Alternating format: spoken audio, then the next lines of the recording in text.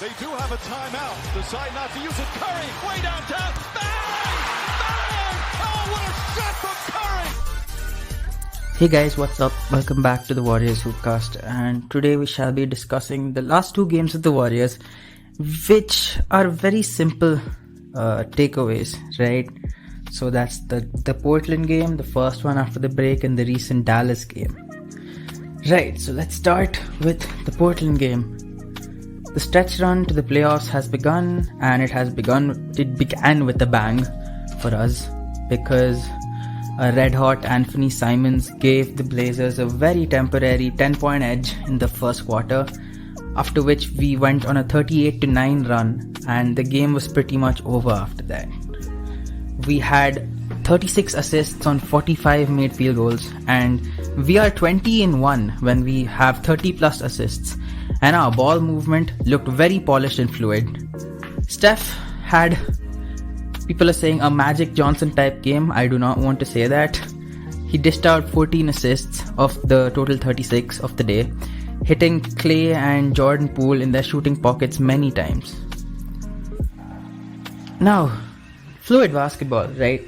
So we had a lot of very good transition plays. Two of the more important ones were Clay's corner 3 sequence, where OPJ got the steal on the ground, passed to Steph, and Steph lasered one pass to Clay. Pump fake, sidestep, corner 3, bang. And the more outrageous one was Steph Curry steal, throws the ball up the court to Jordan Poole, who did not hesitate for a second to throw up a transition 3, and it went in. Now, if that did not go in, he would have been criticized so much, but hey, the story is as it goes. We also saw everyone look spry. Kevon Looney looked fresh, explosive, bouncy. Otto Porter Jr. continues to be at the right place at the right time, grabbing key rebounds and shooting key buckets, whether that may be 3-pointers, layups, or even his post-game. His post-game is pretty underrated, not gonna lie. And Gary Payton II started this game. And as a starter, in 11 games so far, he's averaged 11, 4 and 2 steals on 62% field goals and 48% from 3-pointer, and he's an overall plus 28 in those games. Please start Gary Payton II more. We love to see the guy. He leads the league in steals per 36 with 3 steals in 36 minutes. That's a crazy stat line. Also, to the general Warriors Twitter user, this would have been delightful. No Bielitsa minutes until garbage time. Steve Kerr said that the way the game went, he was not needed, because the Blazers kept throwing in small ball lineups, and so Yusuf Nurkic is out. Their new center is a 10-day contract guy named Drew Eubanks, and yeah, Nemanja wasn't really needed on the floor, so he came down during crunch time, and he got a couple of dunks. I did not know he would dunk in a real game. Right, here's a bit about Wiseman that I could salvage up. 12 minutes, full court, full squad scrimmage at Portland State University. So he was involved in that, and he looked solid and looked smarter per insiders. He kept you have to keep an eye out for these Santa Cruz Warriors, where he is being sent to and being recalled from a lot. So he might be playing in one of these G League games, but I don't think that's happening now because he's joining us on the road trip. So yeah, word is he'll be coming back this month, and I do not want to say the league better be ready, but I will be stupid and say the league better be ready. He's gonna erase all these easy layups that Jokic, Hassan Whiteside, and whichever other center plays us has gotten over all these months of no true center.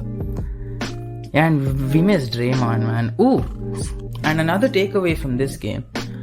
You cannot hack a Kuminga on the playoffs. He shot 10 of 12 from the free throw line, and he had 17 points. He has been balling. And hey, look, 5 people are guarding the rim. Let's go get a dunk. Yeah, that's his brain. He wants to dunk on everyone. He wants to jump over everyone. He wants to block everyone. Remember the Harden block from the first Nets game? Yeah, he's evolving into something more effective than that. And he will be a key defensive piece in the playoffs if he develops well enough. Right. Now, here is the bad part of the podcast, the Mavs game. This was nothing short of a collapse of gigantic proportions. Everyone started hot, but the collapse really started sometime in the third when the bench lineup was out there. But we ended the third on a 19-point lead and proceeded to blow it like money. Like, yes, I throwing up money in those Sidemen videos. Yeah. Give away our lead. Nobody cares. The fourth quarter was horrendous. As Kevon Looney said, the defensive struggles were dictated by the offensive struggles. And since no shot was falling in, that carried over to the defensive side as well. At the rim, the Mavericks were 3 of 8 in the first half, and in the second half, they were 14 of 17. That's too many shots given up at the rim. We had an 8-minute dry spell in the fourth, which, yeah, the 23-1 run, that happened in this time. Now, what happens in the playoffs when these fourth quarter shots aren't falling down? That's it. The narrative of these two games has been simple. The Blazers, we simply destroyed them, and the Mavs, we simply blew a lead. Now, Moses Moody started the Mavs game, which is great. Kuminga's afro is trash. I don't know if you guys like it, come at me if you may, but his afro is trash. And he came off the bench, which I don't really like, because as much as Moody needs to see starter minutes, he does not need to see it right now, because in the playoffs he would be coming off the bench. And yeah, one more important thing, Pool.exe has gone missing. He was 0 of 7 this game, field goals, and he had 4 points which came out of free throws.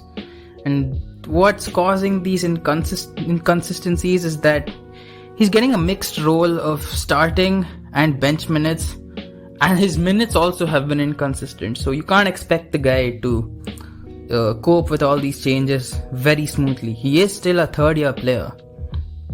In Feb, he averaged 14, 4 and 4.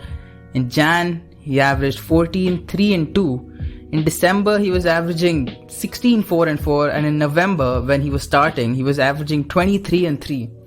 So you can pretty much see the drop off ever since Clay returned, really, because he's been reduced to a bench role and he's been made to make more than score.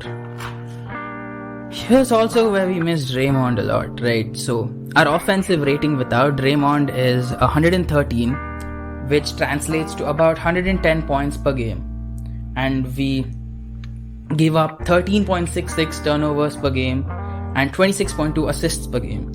With Draymond, our offensive rating is 112.7, which is 110.9 points per game and about 15 turnovers per game and 28 assists per game. Now, not a big change, right? With or without Draymond on the offensive side.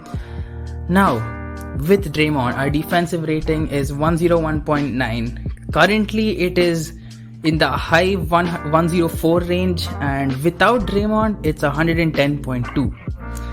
Right, that's an 8-point swing almost, which is a lot, really.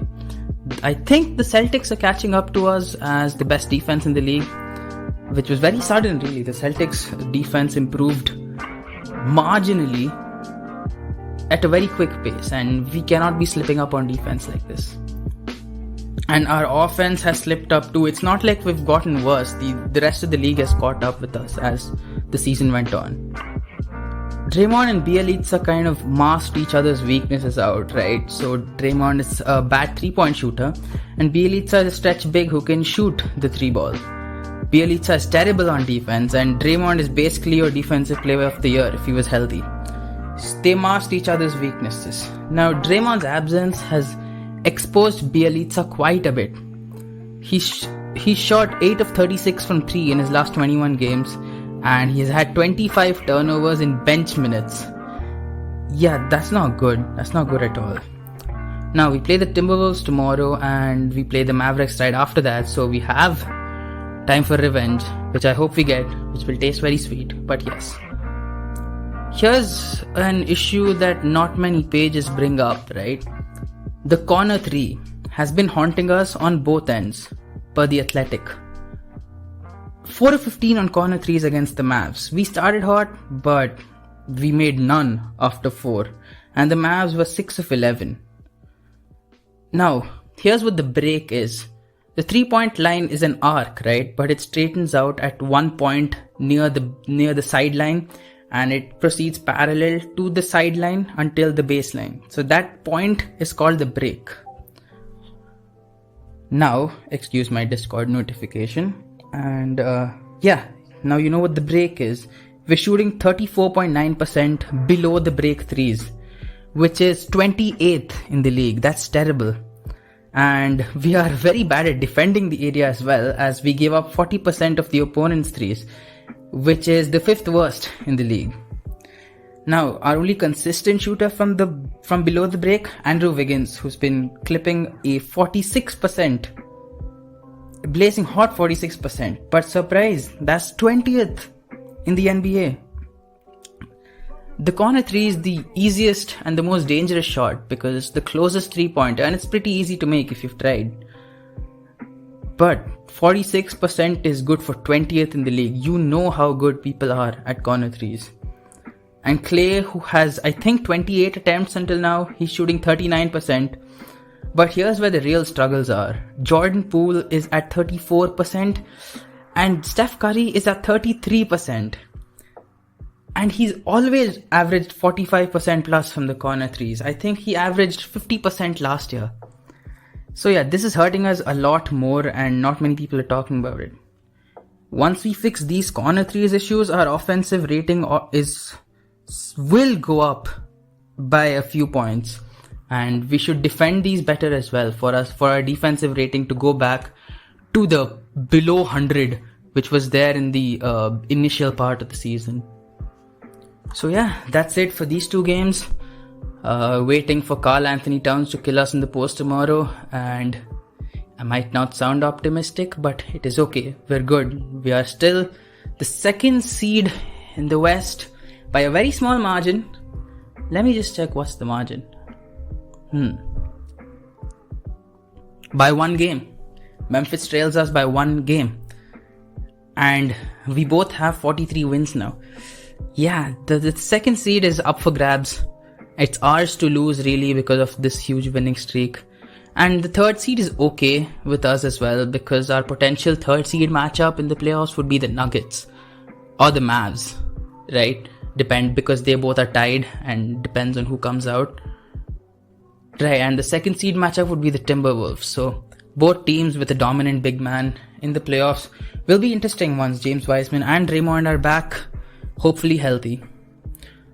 Well, that's it for today's episode, guys. I will be breaking down the next game as well, and we have a surprise guest for the next episode, so stay tuned for that. If you haven't already, click on the like button, share it with your friends, subscribe on YouTube, Spotify, you know the drill. And before I leave, here's a cryptic message from Kevin Garnett. Anything's possible. Anything's possible.